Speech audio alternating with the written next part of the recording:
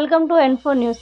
రాజన్న సిరిసిల్ల జిల్లా ఇల్లంతకుంట మండలంలోని కందికట్కు గ్రామంలో ఏక్ భారత్ శ్రేష్ఠ భారత్ కార్యక్రమంలో భాగంగా పాఠశాలలో హర్యానా మరియు తెలంగాణ భాషకు సంబంధించిన పదాలను మరియు వేషధారణ అలాగే వంటకాలను విద్యార్థులు ప్రదర్శించారు.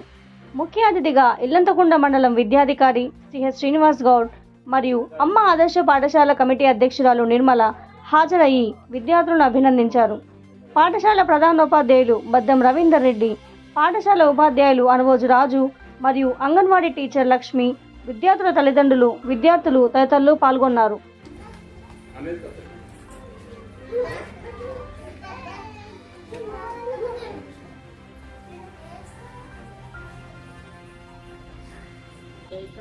ఓకేనా?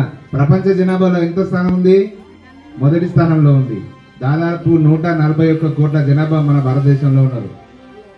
ఈరోజు మా ప్రాథమిక పాఠశాల ఎంపీపీఎస్ ప్రాథమిక పాఠశాల కందికట్పూర్ స్కూల్లో ఏక్ భారత్ శ్రేష్ఠ భారత్ అనేటువంటి ప్రోగ్రాంలో భాగంగా ఈరోజు మా యొక్క పాఠశాలలో పిల్లల చేత వంటలు హర్యానా తెలంగాణ సంబంధించినటువంటి వంటలు మరియు దుస్తుల వేసుకొని పిల్లలు రావడం జరిగింది.